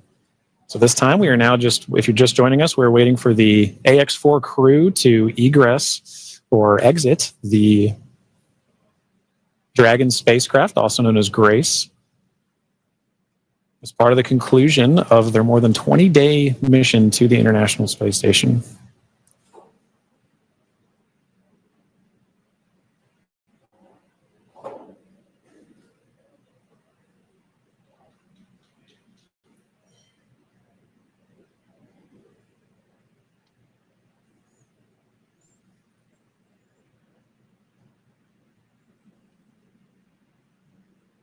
You can see the crew is handing some of their cargo. That looks like their tablets that they use throughout their mission.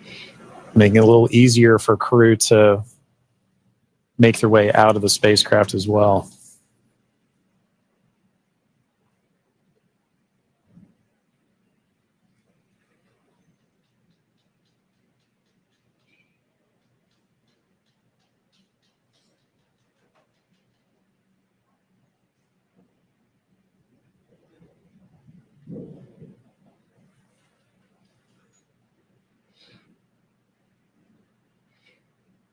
Looks like they just removed the footrests.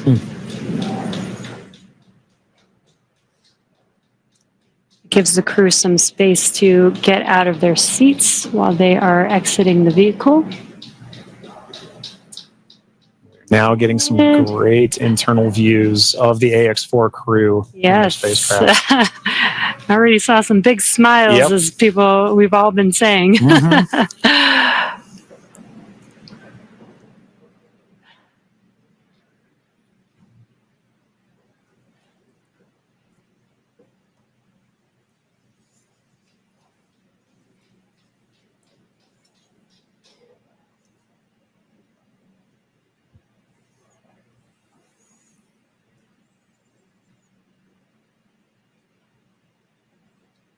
As we wait for the AX-4 crew to egress the vehicle, you can see ground crew is still putting in aspects of I'm not going to call it rigging, but hardware to help the crew get out of the spacecraft more easily. Reminder that they've been in microgravity for a little over 20 days, and occasionally your first few steps back on Earth can be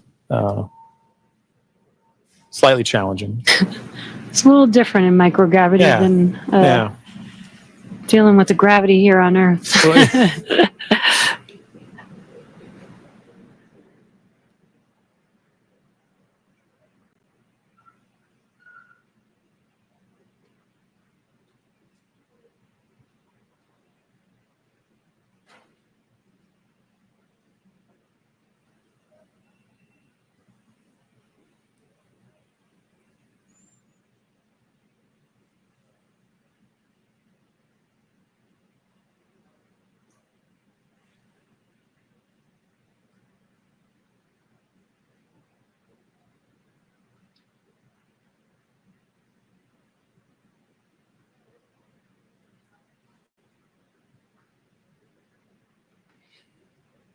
If you're just now joining us, we are waiting for the AX-4 crew to exit the Dragon spacecraft Grace.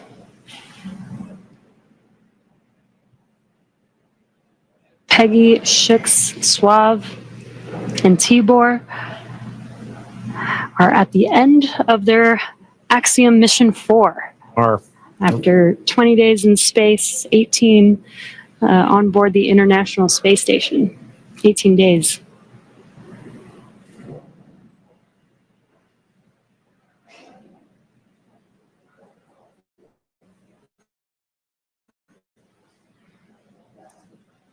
Now, this wraps up a very significant portion of the mission, but it's not entirely over. We still have a few medical checks to go. And then in addition to that, the AX-4, all the research done on the AX-4 mission is all going to be in a world of post-processing, analysis, assessment, and that's all part of it, as well as crew debriefs. So, following after crew egresses the spacecraft and gets good medical checks, at that point we'll be getting the crew back home and then continuing the final, we'll call it terrestrial-based operations of the That's AX4 right. mission. I guess it's more of the end of the space-facing portion of the mission. Operational phases. We're still going to take our time to get there. You can see ground crews are still working with the crew members and hardware inside. They've established some ground support equipment to help in the aid of the AX4 crew getting out of the spacecraft.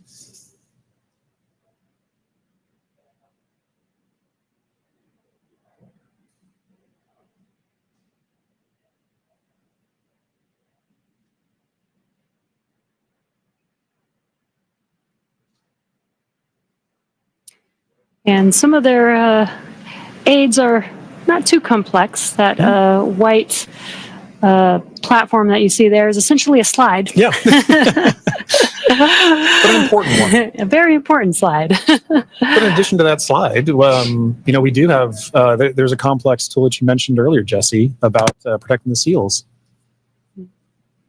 We can see now crew looking to make the first crew members looking to make their egress from spacecraft along that slide. Sliding out.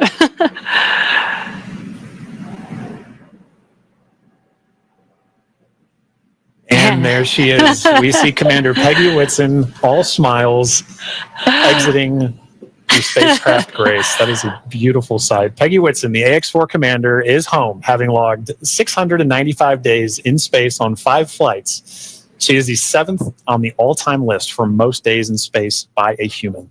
It's an incredible feat. Legendary.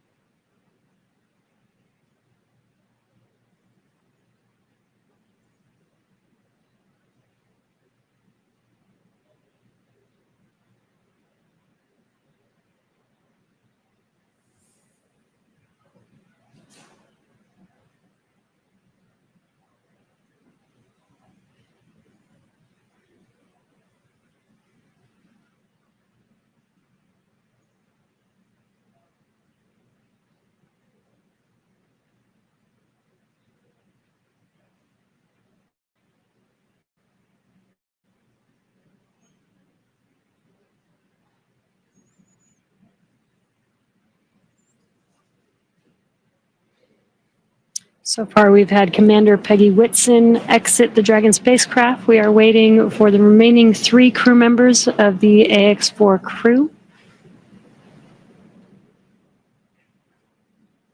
There's no real order to the egress. It's really up to the crew. So we're patiently waiting to see who's up next. Right.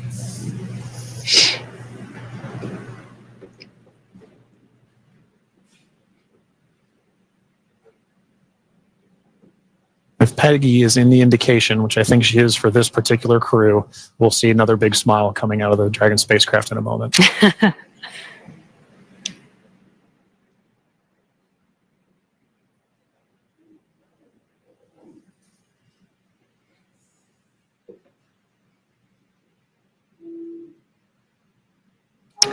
And we've got our pilot, Shubhanshu Shukla, as our second crew member exiting the spacecraft. And some big smiles, as you said.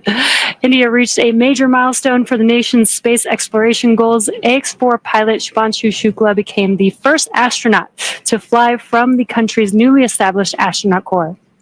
His participation marks a vital step forward for ISRO's Gaganyaan program, which aims to send Indian astronauts into space aboard domestically developed spacecraft. Shukla's flight demonstrates India's readiness to execute international missions and reflects the country's broader ambitions to become a key player in the global space community.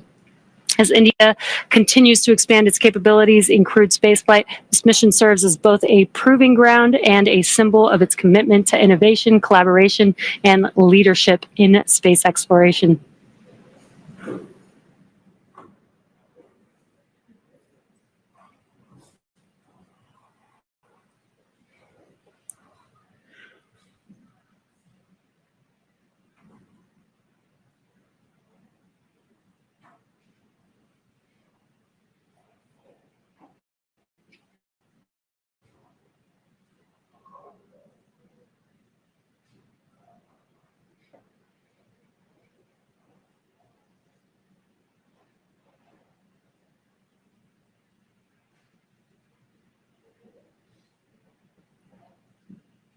Now, at this time, we are waiting for the mission specialists of the AX-4 mission, Sławomir Uznański-Wiśniewski of Poland and Tibor Kapu of Hungary, to now egress the Dragon spacecraft.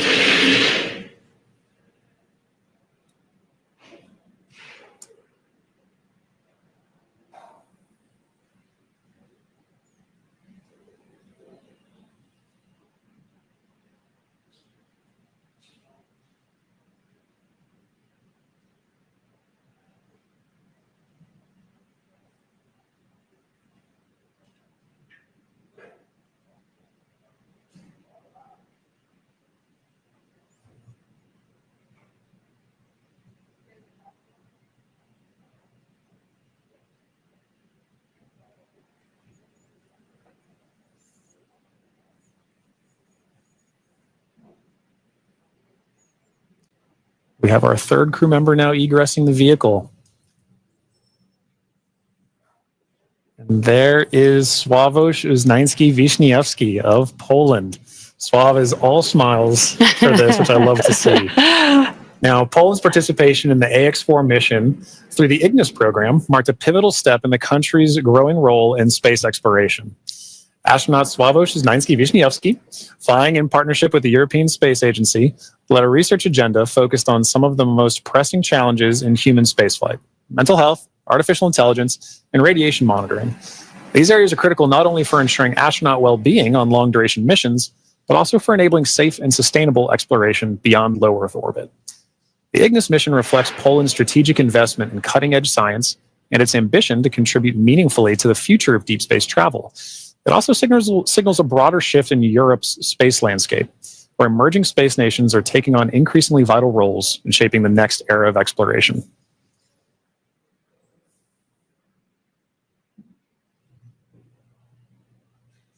And based on that smile, I'd say Sław felt like he had a very successful mission.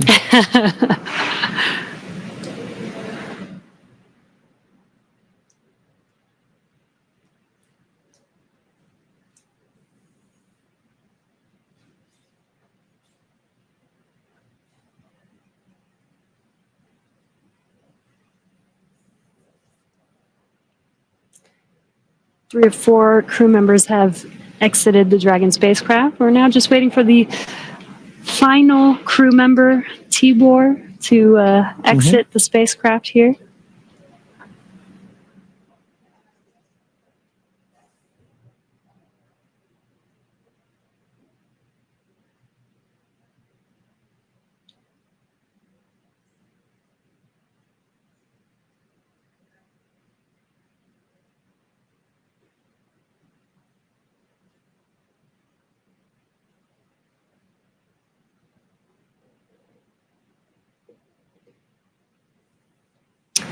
And last but not least, mission specialist Tibor Kapu. Hungary marked a significant milestone in its space ambitions with the AX-4 mission, as astronaut Tibor Kapu became the first Hungarian to reach the International Space Station, and all smiles from him there. His participation under the banner of the Hunor Hungarian to Orbit program represents Hungary's commitment to advancing its role in international space exploration. This mission signifies the country's return to human spaceflight after decades and highlights its strategic investment in science, technology, and innovation. And Jesse, it was wonderful seeing Tibor's smiles and waves and high fives. You knew how important this mission was to the crew as they were prepping for it and throughout the mission, and seeing them be able to egress with the same smiles that they went into the capsule with, or into the spacecraft with.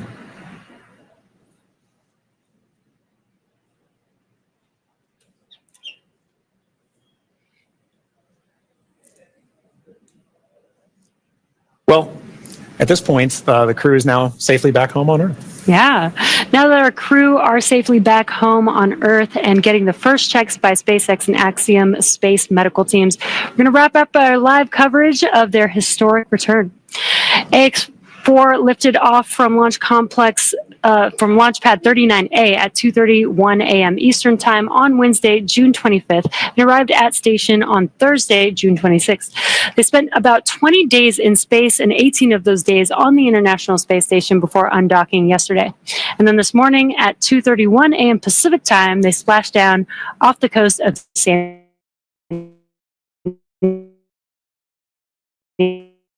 Diego, California.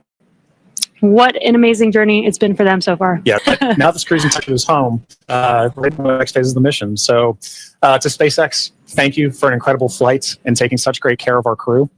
To NASA, the International Space Station partners, and the Expedition 73 crew, thank you for helping make the efforts of the AX-4 mission possible. We're really looking forward to collaborating with everyone again soon. And a special thank you to ISRO, ESA, and HUNOR for entrusting us with this mission. And to all of you watching at home, it's been an honor and a privilege to share the journey of Peggy, Shooks, Suav, and Tibor to space and back again. So as we bring this mission to a close, we celebrate how the AX-4 mission continues to demonstrate that the opportunities presented in microgravity have now grown to include more countries, more institutions, industries, and individuals than ever before. Through missions like this, we're redefining the pathway to low Earth orbit and building for beyond. So be sure to check out axiomspace.com to learn more about flight opportunities available along our journey to the world's first commercial space station. I'm John Rackham, and we're now signing off with a final welcome home to the crew of AX-4. I'm Jesse Anderson. Thanks to everyone for joining us on another successful mission to the International Space Station. Check out spacex.com/launches for updates and for the schedule of upcoming missions. And